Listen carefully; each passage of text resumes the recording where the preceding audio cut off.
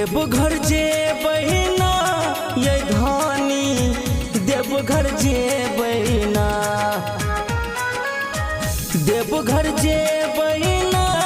ये धानी देवघर जे बहिना एले सावन केर महीना संगे देवघर जे बहिना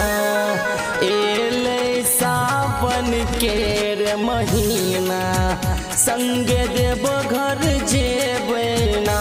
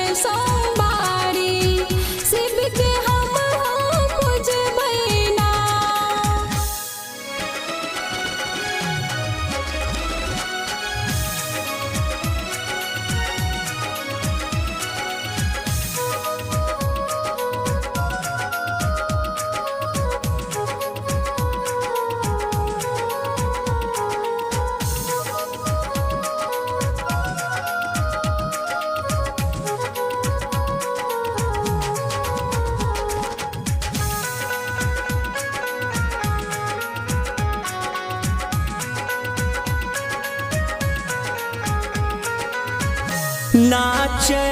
गाबैत जेबे डफली बजबैत जेबे बाबा के हम दर्शन करबे मोनक हम ललसा पुरेबे हर हर बम बम कहबे ना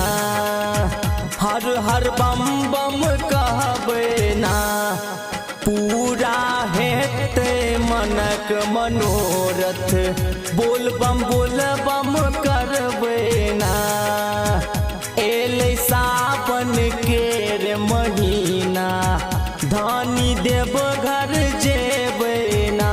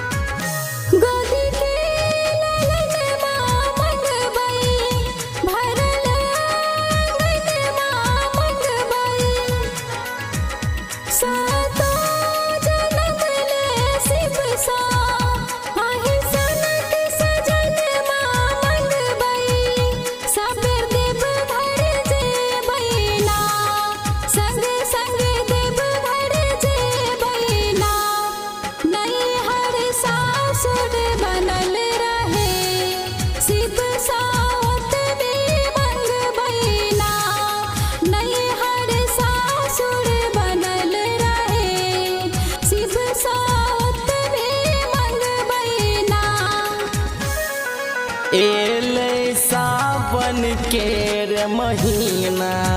संगे देव घर जे